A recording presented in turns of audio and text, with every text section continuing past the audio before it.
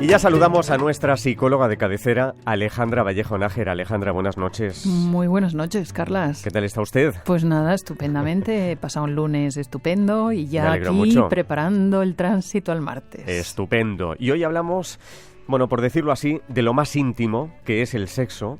Pero el sexo que no acaba de funcionar, de una disfunción sexual que afecta a las mujeres. Eso es. Dicen que mucho más de lo que dicen, la anorgasmia femenina, así que hoy vamos a descubrir qué es exactamente, por qué sucede, cómo afecta a las mujeres y, sobre todo, lo más importante, cuáles son los tratamientos, Alejandra. Eso es, porque es una patología del comportamiento sexual de la mujer que condiciona enormemente su satisfacción a la hora de las relaciones sexuales y además le hace sentirse muy culpable y la fuerza a seguir intentándolo, aunque a veces esa situación pues le produce pues grandes dolores físicos, entre otras cosas, y patologías de otro tipo.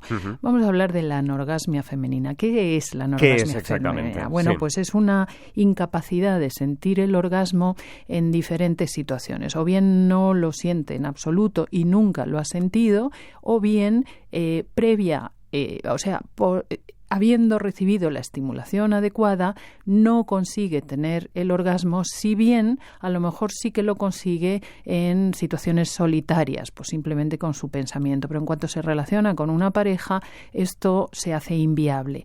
La mujer muchísimas veces no entiende por qué le pasa esto. Piensa que puede haber una causa orgánica, para lo cual, quizá acude un médico, en el mejor de los casos, que la puede orientar para que resuelva el tema. Hay que decir que solamente entre el 6 y el 7% de las mujeres padecen anorgasmia por razones fisiológicas. El síndrome de Rokitansky, por ejemplo, es uno de ellos, que consiste en que la ausencia de un tercio de la vagina.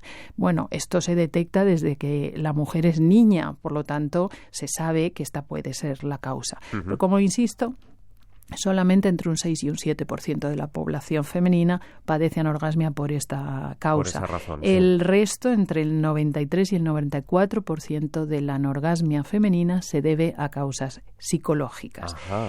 Es cierto que la ponderación del orgasmo está sobredimensionada, porque no siempre la relación sexual concluye con el orgasmo, aunque está muy bien que así sea. Sin embargo, al tratarse de una conversación, en este caso con la piel, no siempre tiene por qué ser la eclosión final. Y no pasa nada si no llega a esa eclosión. Hay unas formas de relacionarse sexualmente, pues diferentes, más pausadas, distintas, de otra manera, igual que en la palabra hablada, pues hablamos varios idiomas en distintos ritmos, con distintas parejas y de distinta manera, ¿no? De modo que muchas veces la anorgasmia se debe a unas expectativas sobredimensionadas acerca del asunto que no tiene por qué ser real. También hay que tener en cuenta que los periodos vitales de la mujer puede cambiar su conducta sexual. El aspecto hormonal tiene una importancia enorme que va a condicionar la fluidificación de los órganos, en este caso los sexuales, que facilitan el asunto, o hay periodos donde la mujer necesita otro tipo de estímulos, por ejemplo, pues cuando se tienen hijos, una mujer recién que acaba de tener hijos, una mujer cuya edad empieza a avanzar, con lo cual pues también la cosa cambia, o cuando se ha padecido alguna enfermedad. Hay varios tipos de anorgasmia. Hay la anorgasmia, por ejemplo, de toda la vida. Suele pasar en aquella persona que tiene o ha tenido o sigue teniendo la misma pareja desde el principio, con la cual en los inicios de sus encuentros no había excitación, o sea, no había orgasmo en sus relaciones sexuales, porque la mujer o era muy joven, o era muy inexperta, o tenía creencias concretas, y eso se ha perpetuado a lo largo del tiempo con esa misma pareja. Hay anorgasmias, y esta es la más común, adquirida, es decir, se producen mujeres que tuvieron orgasmos en un momento determinado, pero que dejan de experimentarlos por causas varias que veremos un poquito más adelante, y esta es normalmente la más extendida, la adquirida. También hay anorgasmia circunstancial, a la que me refería anteriormente, que es aquella mujer que solamente consigue excitarse hasta el orgasmo en determinadas circunstancias. Uh-huh. Por ejemplo, en un ambiente concreto, pues con la luz apagada o con velas o con música, o sea, necesita cómo organizar las circunstancias o yo qué sé, o solo de noche, o solo de mañana, o solo a la hora de la siesta, sí, sí. Yo qué sé. Necesita organizar como todo el escenario y solamente en esa circunstancia pues es donde siente el orgasmo. Muchas de estas mujeres, por ejemplo, lo sienten cuando está prohibido o cuando hay riesgo, ese famoso momento de los ascensores, del baño del avión o de la mesa de la oficina. Entonces, el juego, la erótica de lo prohibido acentúa el que puedan sentirlo y luego, pues en circunstancia normal y habitual, en cambio, no tienen esa descarga de adrenalina, esa descarga de cortisol y, por lo tanto, les resulta pues mucho más difícil hasta el extremo de casi imposible. ¿Todo lo que estamos comentando, Alejandra, es equiparable al hombre o dedicaremos un espacio o lo dedicaremos al hombre, una semana diferente a ellos? Sí, lo dedicaremos. ¿O a nosotros?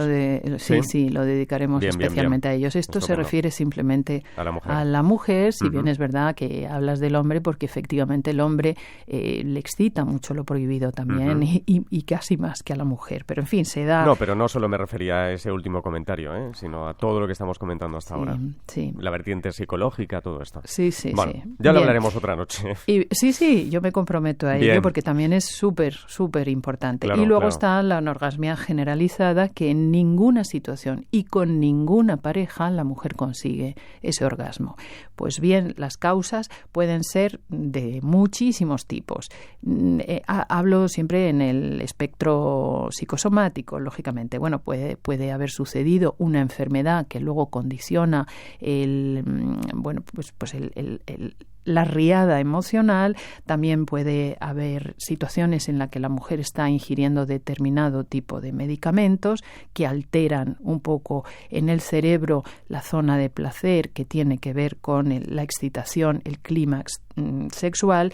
Puede haber problemas ginecológicos, como por ejemplo una cirugía, aquellas mujeres que han padecido un cáncer y que han recibido un tratamiento quirúrgico de histerectomía, donde se les extirpan los ovarios, uno o los dos, y la histerectomía total, que consiste en la extirpación de ambos ovarios y el útero, tardan mucho en recuperar la libido, y también dentro de una recuperación de la libido tardan mucho en sentir un orgasmo, y ahí la pareja tiene que tener la consideración a esta circunstancia.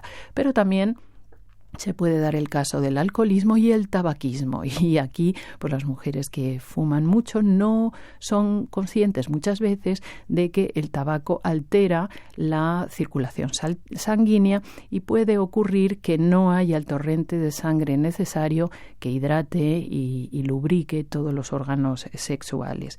Evidentemente existe también el envejecimiento, la menopausia o la aproximación a la menopausia, que influye enormemente también en la forma de sentir placer hasta el extremo de esa eclosión que es el orgasmo finalmente, ¿no? O sea que hay muchas causas y no siempre, y esto es muy importante a tener en cuenta para las mujeres, no el orgasmo que se sintió una vez cuando una era joven y estupenda va a tener que seguir y continuar siendo así. También influye mucho el que la pareja con la que la mujer tiene una conversación sexual continua sea siempre la misma. Un día, no sé si lo recuerdas, tratamos del programa de por qué las parejas a largo plazo, pues en ellas se asienta la complicidad, la seguridad, el amor, la ternura, pero no necesariamente la pasión sexual que se sentía al principio de la relación. Es verdad que la pasión sexual, el encuentro, necesita erótica, y que casi siempre la erótica es espontánea, es creativa, es novedosa, es aventurera. Por lo tanto, la relación con una siempre misma pareja puede condicionar el que se sienta el orgasmo con esa misma a la que ya está una extra acostumbrada, porque la fuerza de la repetición, claro. Todo lo que acabamos de repetir, y en este caso al varón le pasa exactamente lo mismo. Uh-huh. ¿Qué factores psicológicos, teniendo en cuenta lo que he dicho hace un momento, que hay una incidencia enorme de la psicología en este tipo de respuesta sexual, cuáles son estos factores psicológicos? Uno muy importante es la primera relación que tiene la mujer, la primera relación sexual, cuando esto se produce en una edad temprana o no tan temprana, pero donde el varón que tiene la relación con esta mujer no ha sido lo suficientemente cuidadosos, porque la sexualidad del varón es más impulsiva, más directa, más coital, y la mujer necesita un tempo, unas caricias, una serie de cuestiones previas que no siempre el varón en sus primeras aproximaciones conoce. Al mismo tiempo, la mujer todavía hoy no es muy hábil a la hora, o no se atreve o no es consciente de explicarle al varón cómo necesita ser acariciada, tocada, estimulada. Por lo tanto, espera que sea el varón el que adivine, y esto es bastante difícil, ¿no? Porque ojalá pudiéramos entender la mente del otro, y más cuando ambas partes están en una situación de excitación. Con lo cual hay que dialogar, ¿no? Es bueno dialogar, pero si esa primera encuentro ha sido doloroso para la mujer, o ha sido difícil o insatisfactorio para la mujer, esa huella se queda ahí, y siempre o muchas veces va a prevalecer el miedo a que esa situación donde se esperaba que aquello fuera como se explica en las películas, resulta que la experiencia no ha sido igual, y entonces eso está latente, está constante, de manera que la mujer ya se prepara para el abordaje sexual pues con cierta prevención. Eso influye enormemente. Puede haber también problemas de salud mental, que desgraciadamente esa mujer pues padezca una psicosis, padezca un tipo de neurosis concreta. Puede haber ansiedad y depresión. Esto influye muchísimo en la libido y también en la expresión máxima del encuentro sexual, que pueda ser el orgasmo, que, insisto, no necesariamente sucede con una pareja. Hay muchísimas veces donde la mujer se excita simplemente con su propio pensamiento, con su propia fantasía. No olvidemos que al final el sexo está en parte en el cerebro, y resulta que luego en el encuentro con su varón correspondiente, en caso de ser una mujer heterosexual, pues no funciona exactamente igual que en la fantasía que ella en la que consigue alcanzar el clímax, ¿no? Influye muchísimo, pero muchísimo, la imagen corporal negativa.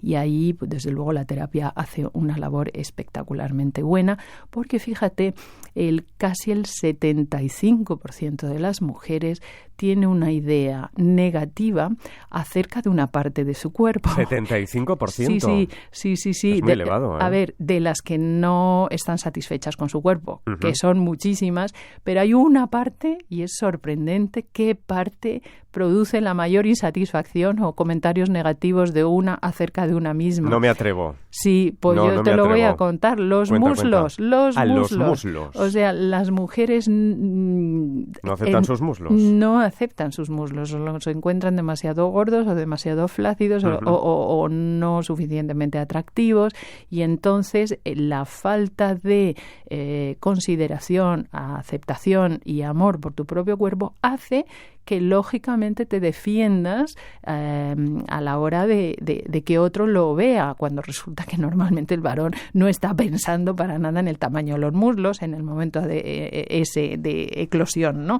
Pero bueno, la imagen corporal negativa influye muchísimo en la evitación del orgasmo. Y luego también, por supuesto, también existen las creencias culturales que no tienen tantísima importancia ahora en este país maravilloso donde vivimos. Ya está muy España. Superado todo eso, sí, ¿no? Sí, pero hay culturas en otros países donde esto es muy importante todavía.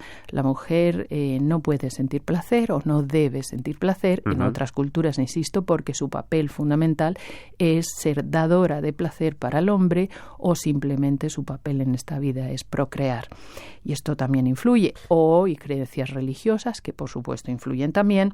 la sensación de vergüenza, de humillación, de haber sentido alguna situación en la infancia, en la adolescencia, vergonzante, humillante hacia su propio cuerpo, la sensación de culpa. La culpa afecta, es impresionante desde un punto de vista psicosomático, cómo la culpa, el sentimiento de culpa, de sentirse culpable, va a más y a más. Una vez una mujer cometió no sé qué error, probablemente en la infancia o la adolescencia, donde te decían que no era suficientemente buena, no era suficientemente hábil, no era suficiente en todos los terrenos.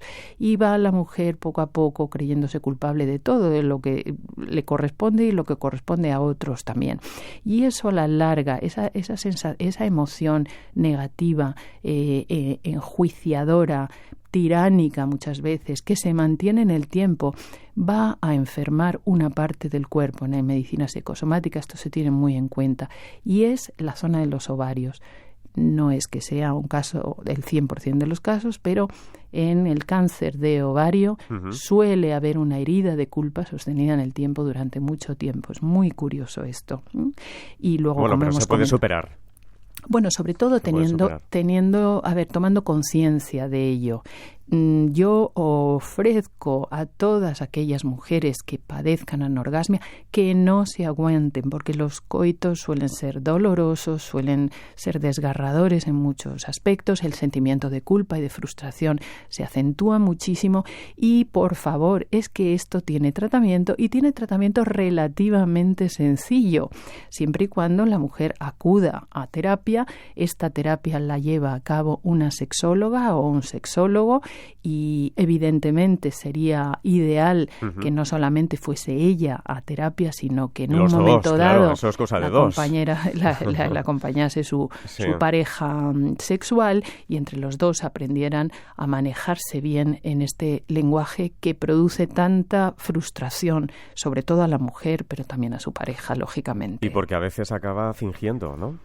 Bueno, claro. ¿O eso es un mito también? No. Los orgasmos para mantener a la pareja pueden, la anorgasmia se puede expresar de varias maneras, fingiendo, pero esto no quiere decir que sea ni agradable ni claro sano. Ni sano, además es un engaño para la otra persona, o puede la mujer estar centrada exclusivamente en el placer de su compañera o compañero sexual, que tampoco es agradable, porque al final es algo que está muy bien, es sano, es bueno, es deseable y enriquece muchísimo la vida de la pareja. Que en una terapia llevada a cabo por un sexólogo o sexóloga, pues lo que va a aprender la mujer es a estimular su propio cuerpo. También hay unas ideas muy negativas y unas creencias muy negativas acerca de la masturbación. Bueno, pues va a tener ya superadas que aprender. También, ¿no? Ojalá, pero no te creas. Ya. Hay mujeres que no conocen la reactividad de su propio cuerpo, porque en medicina lo llamamos propiocepción, y existe en todas las patologías. Cuando van las personas al médico y les dice exactamente dónde le duele. Ay, pues no sé si me viene por aquí o por allá, o me duele más el hombro izquierdo que el derecho. No sé si tengo el brazo derecho o más largo que el... O sea, hay una falta de diálogo con el propio cuerpo que desde luego en terapia se enseñaría, y luego, lógicamente, pues enseñar a la pareja a ayudar lentamente, progresivamente a su mujer, a la mujer, a entender su cuerpo, a entender sus reactividades sexuales y a mejorar ese diálogo entre ambas personas. Recomiendo aquí, ya lo he recomendado en ocasiones anteriores, el libro de Antonio Bolinches, que se llama Sexo Sabio.